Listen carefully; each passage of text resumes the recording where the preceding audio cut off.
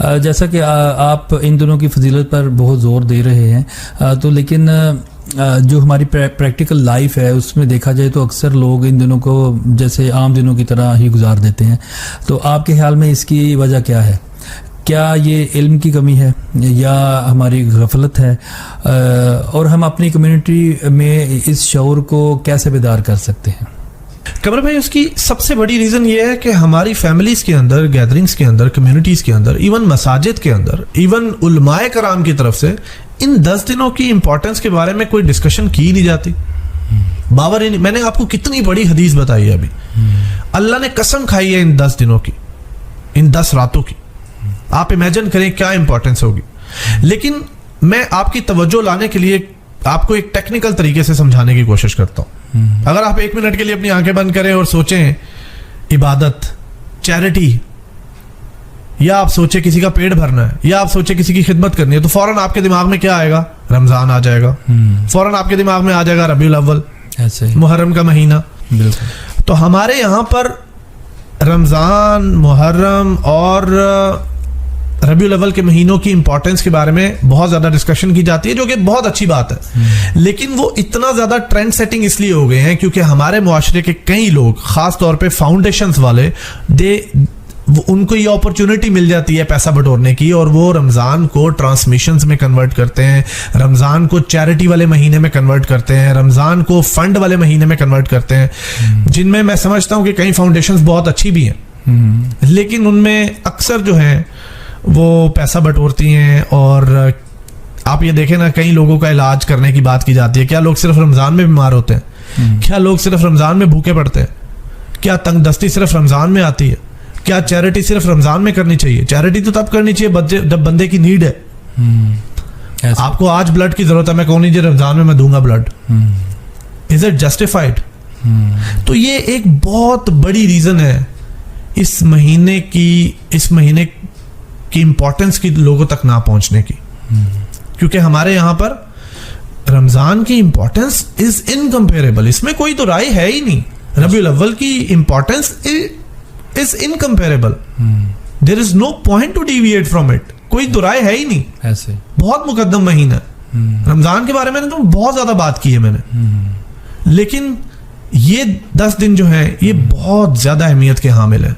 तो हमें अपने स्कूल्स के अंदर, अपने कॉलेजेस के अंदर, यूनिवर्सिटीज के अंदर, छोटे लेवल पे, बड़े लेवल पे, कम्युनिटी के लेवल पे, एसोसिएशंस के लेवल पे, अपने ऑफिसेस के लेवल पे इन दिनों की इंपॉर्टेंस के बारे में बात करनी चाहिए। दूसरी रीजन ये है कि दिस इज वेरी अनफॉर्चुनेट कि हमने ये समझ रखा है कि ये महीना सिर्फ कुर्बानी का है,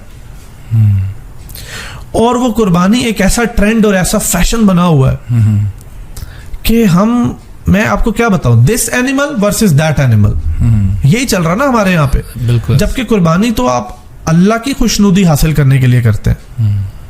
और अल्लाह कुरान में क्या कहते हैं?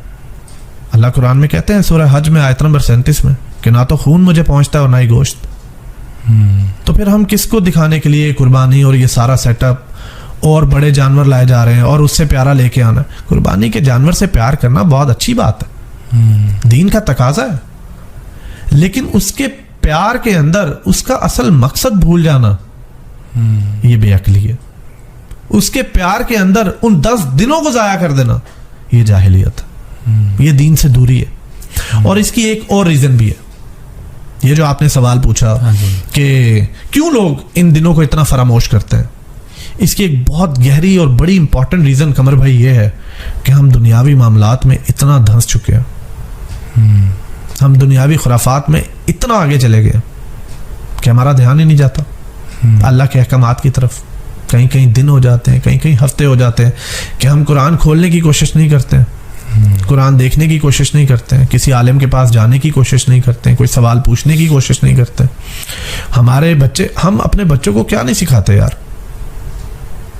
बाखुदा I have seen 12 year 13 year 14 year old riding a bicycle, riding a bike on the streets of Lahore.